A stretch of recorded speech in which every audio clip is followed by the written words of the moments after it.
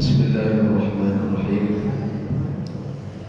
Assalamualaikum warahmatullahi wabarakatuh. Alhamdulillahilladzi an'ama 'alaina bi ni'matil iman wal islam. Asyhadu an la ilaha illallah wahdahu la syarika lah wa asyhadu anna sayyidina wa nabiyyana Muhammadan 'abduhu wa rasuluh الذي لا نبي بعده. لا إله إلا الله الحليم العظيم. لا إله إلا الله رب العرش العظيم. لا إله إلا الله رب السماوات والأرض ورب العرش الكريم. اللهم رب اشرح لي صدري ويسر لي أمري واحلل عقدة من لساني يفقهوا قولي. اللهم ارزقنا فهم النبيين وحفظ المرسلين وإلهام الملائكة المقربين. Para tuan-tuan guru, para asatidz yang saya muliakan, bapak-bapak, ibu-ibu, orang tua saya, wabil khusus pengurus Masjid Al-Ridha, seluruh jamaah yang berhadir, dan insyaallah kita semua senantiasa dalam lindungan dan rahmat Allah Subhanahu wa taala. Alhamdulillah, dan tetap dosa kita bersyukur kepada Allah.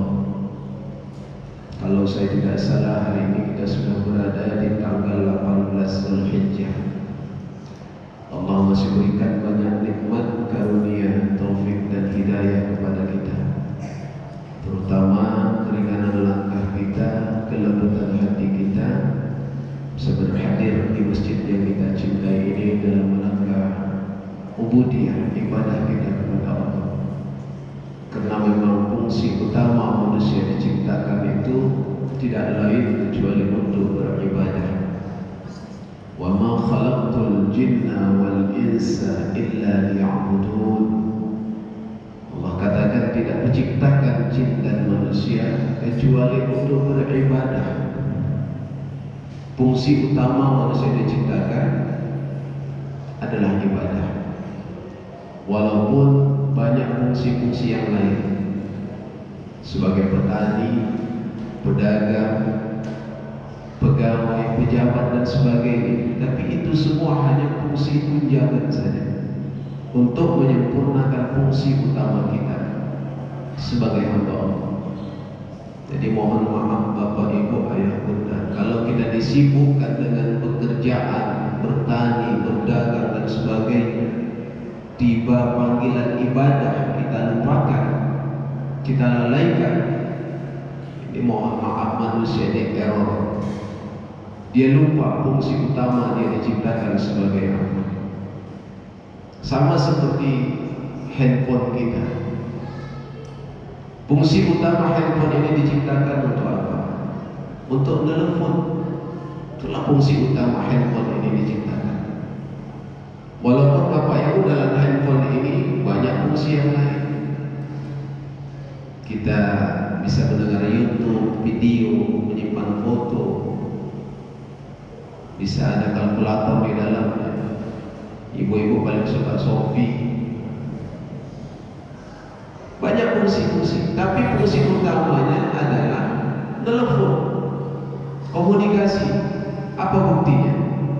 Begitu kita asik mendengarkan YouTube, lantunan Al-Quran kah, ceramah kah, tiba-tiba masuk panggilan, itu YouTube-nya, videonya otomatis berhenti karena ada panggilan masuk. Kalau begitulah handphone kita masih baik, masih sehat, kalau dijual harganya mahal. Tapi kalau handphone kita sudah tak bisa telepon lagi, kita asik mendengarkan YouTube, ada panggilan gak masuk-masuk lagi, itu berarti handphone kita bermasalah. Harganya murah, kenapa? Ada yang rusak. Demikianlah perbandingannya Bapak Ibu.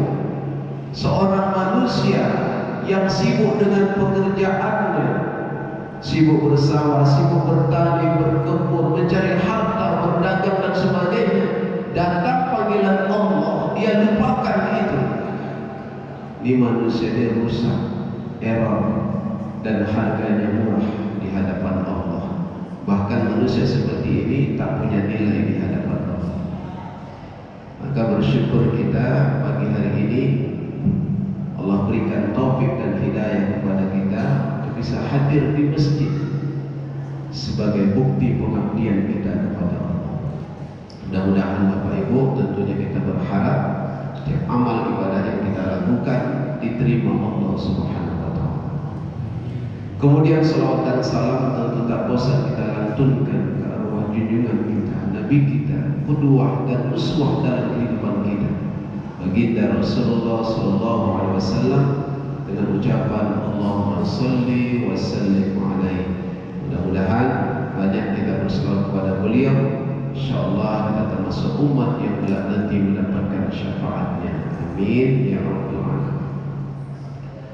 Bapak Ibu yang dirahmati dan dimuliakan Allah, kajian subuh kita kali ini saya mengutip tema singkat saja sesuai dengan nama masjid kita. Apa itu? Ridho. Ridho ini dah masuk dalam bahasa kita. Dalam bahasa Urdu, ridho berubah menjadi reza. Makanya banyak ibu-ibu sekarang membuat nama anaknya Muhammad Reza. Itu asal katanya itu ridho. Apa itu ridho? Ridho itu kalau menurut bahasa Bapak Ibu artinya adalah menerima, rela. Itu ridho. Kalau menurut ulama, memang ulama berbeda pendapat dalam memahami apa itu ridho. Saya mengutip salah seorang ulama, Syekh Abu Bakar Ar-Razi. Beliau mengatakan, ridho itu adalah as-sururu fil qalbi bimurril qadar. Senangnya hati kita, gembiranya hati kita, manisnya hati kita, walaupun yang datang dalam kehidupan kita takdir yang pahit sekalipun. Itu ridho. Walaupun yang datang dalam kehidupan kita itu takdir yang pahit, tapi hati kita tetap senang, tetap gembira, tetap menerima, tetap manis. Kenapa? Karena orang yang ridho itu sadar apapun yang dia dapatkan dalam kehidupannya semuanya datang dari Allah Subhanahu wa Ta'ala. Kalau takdir yang menyenangkan, insya Allah ridho semua kita. Kaya, wah, itu yang dicari. Punya jabatan, punya kekuasaan, dihormati, disanjung. Tapi ketika Allah uji dengan kesusahan, dengan kemiskinan, maaf, dengan penyakit, dihina, dibuli. Nah, apakah ini bahagian dari takdir Allah? Tidak ada yang terjadi di muka bumi ini, kata Allah, ma asaba min musibatin fil ardi wala fi anfusikum. Tidak ada sesuatu pun yang terjadi di muka bumi ini, wala fi anfusikum, ataupun pada diri kamu sendiri, illa min qabli an nabraha, kecuali semua itu sudah diatur oleh Allah Subhanahu wa Ta'ala. Wa dzalika 'ala Allah yasir, dan bagi Allah itu sangat mudah sekali. Bayangkan Bapak Ibu, kita sering dengar ungkapan daun yang jatuh di tengah hutan belantara di malam gelap gulita, itu pun diatur oleh Allah.